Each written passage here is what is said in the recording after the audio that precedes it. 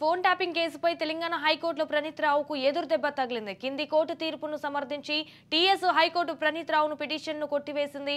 Police కస్టడీని సవాల్ చేస్తూ ప్రణీత్ రావు petition వేశారు. ప్రణీత్ రావు పిటిషన్పై పోలీసులు కౌంటర్ దాఖలు చేశారు.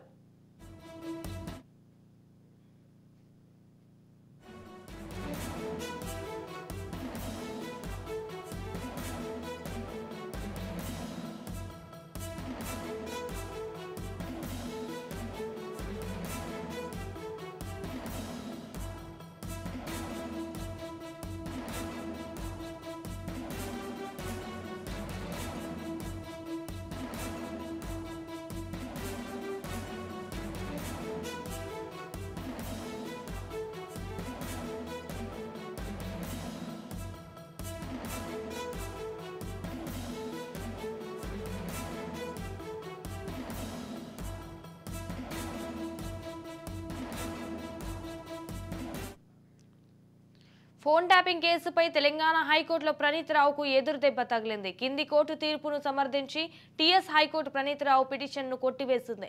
పోలీస్ కస్టడీని సవాల్ చేస్తూ ప్రణీత్ రావు పిటిషన్ వేశారు. ప్రణీత్ రావు పిటిషన్పై పోలీసులు కౌంటర్ దాఖలు చేశారు.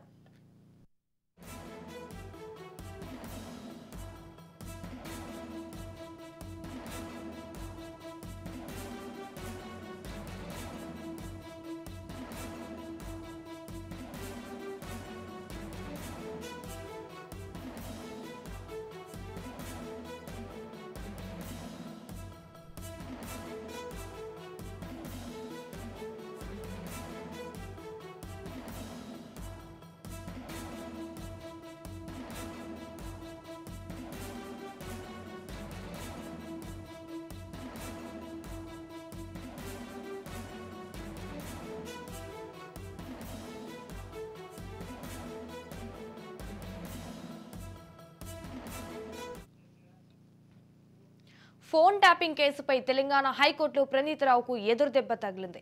కింది కోర్టు తీర్పును సమర్థించి టీఎస్ హైకోర్టు ప్రణీత్ రావు పిటిషన్ను కొట్టివేసింది. పోలీస్ కస్టడీని సవాల్ చేస్తూ ప్రణీత్ రావు పిటిషన్ వేశారు. ప్రణీత్ రావు పిటిషన్పై పోలీసులు కౌంటర్ దాఖలు చేశారు. రైట్గా దీనిపై పూర్తి సమాచారం మా crime bureau chief Inna Reddy phone ద్వారా అందిస్తారు. ఇన్నారెడ్డి, చెప్పండి. సంజన, ఈ ఫోన్ ట్యాపింగ్ కేసులో ఎస్ఐబి మాజీ డిఎస్పీ ప్రణీత్ రావుకు హైకోర్టు చిక్కుదిరైంది.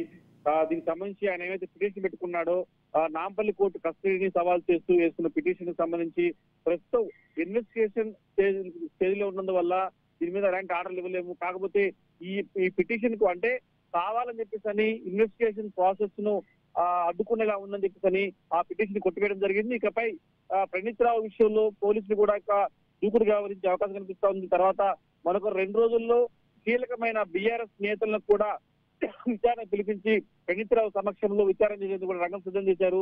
మొత్తం మీద ఈ పిటిషన్ కొట్టివేసిన నేపథ్యంలో కూడా ఇకపై ఎలా ఏ రకంగా అయితే ఇన్వెస్టిగేషన్ చేయదలుచుకున్నారో, తర్వాత ప్రస్తుతం విచారణ దశలో ఉంది. తర్వాత ఇప్పటికే చాలా కీలకమైన ఎంక్వైరీ కొనసాగుతుంది కాబట్టి ఈ దశలో ఈ పిటిషన్ వేయడం అనేది ఆ పిటిషన్ దురుద్దేశం కనిపిస్తుందని చెప్పిన భావించిన హైకోర్టు దీంట్లో మాజీ డిఎస్పీ ప్రణీత్ రావు చేసిన పిటిషన్ కొట్టివేయడం జరిగింది. ప్రస్తుతం మాత్రం ఈ రోజు జరగబోయే విచారణ కూడా చాలా కీలకంగా మరి అవకాశం కనిపిస్తా ఉంది. Sanjana, right, thank you for the updates Inna Reddy.